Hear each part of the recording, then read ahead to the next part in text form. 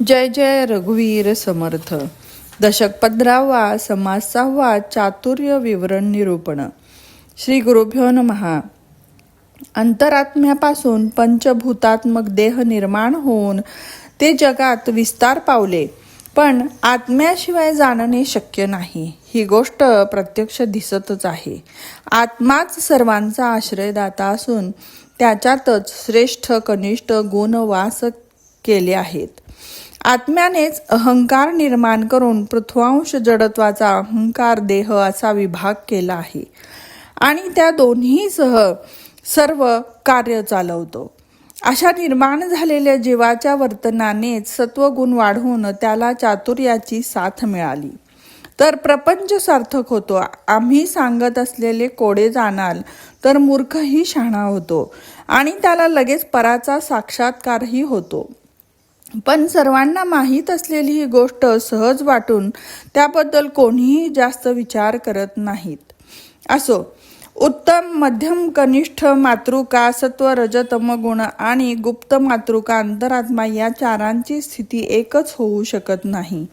अर्थात अंतरात्मा श्रेष्ठ आहे, पण मूळ प्रकृतीपासून त्रिगुणापर्यंत अंतरात्म्याच्या 14 तत्वांचे महत्त्व शेवटपर्यंत वर्णन करीत बसणारे हे शहाणे की वेडे हे कुणी सांगावे.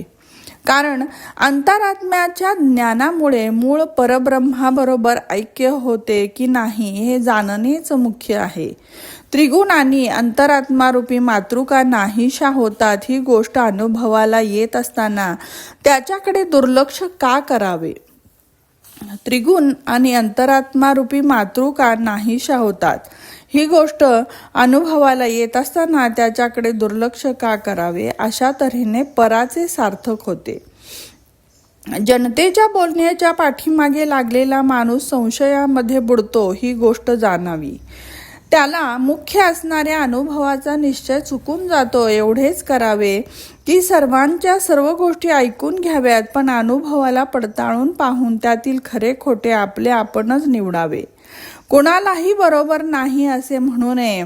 हे खरे आहे, पण योग्य कोणते अयोग्य कोणते हे जाणून अनुभवाला येईल तेच घ्यावे.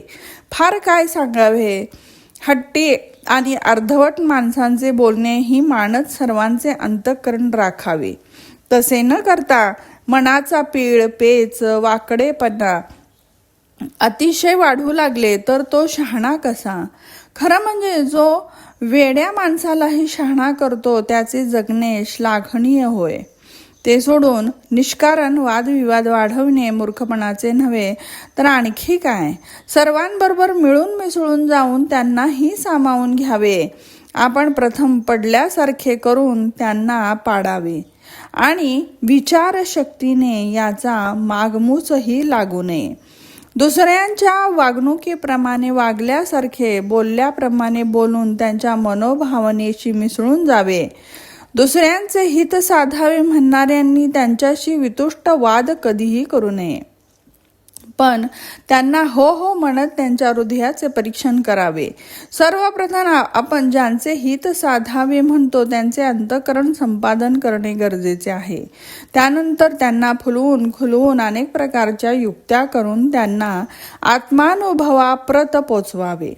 हट्टी माणसाला हट्टी माणूस भेटला तर तेथे गोंधळ होणारच. भांडण निर्माण झाले तर तेथे विवेकाला ठाव कोटला.